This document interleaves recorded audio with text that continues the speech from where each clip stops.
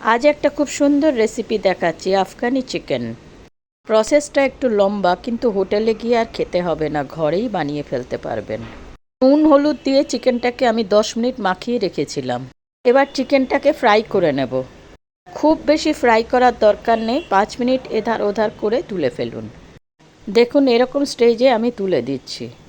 আমার আজ 2 KG chicken আছে, আমি সেই অ্যাকর্ডিং সব দেখাচ্ছি।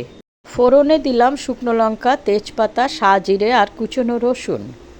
দিয়ে দিলাম কুচনো পেঁয়াজ। এদিকে আমি একটা মশলা বানিয়ে নিলাম টক দই, তার মধ্যে দিলাম হলুদ, কাশ্মীরি রেড চিলি পাউডার, ধনের গুঁড়ো, জিরের গুঁড়ো। এটাকে খুব ভালো করে ফেটিয়ে একটা ক্রিমি টেক্সচার আনতে হবে। আরেকটা মশলা বানাবো। মিক্সিতে নিয়ে নিলাম পোস্ত, মগজদানা, তিল, আমন্ড, কাজু বাদাম, কিশমিশ, 2টো কাঁচা লঙ্কা।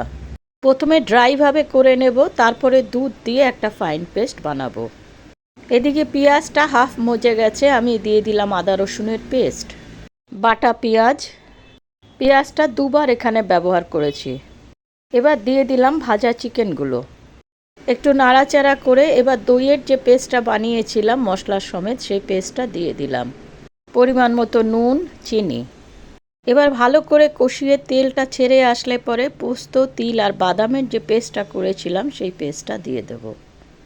5-6 মিনিট ভালো করে আবারও একটু কষিয়ে নিয়ে এবার দিয়ে দেবো জল। যে যেরকম গ্রেভি রাখতে চান সেইভাবে দিয়ে দেবেন।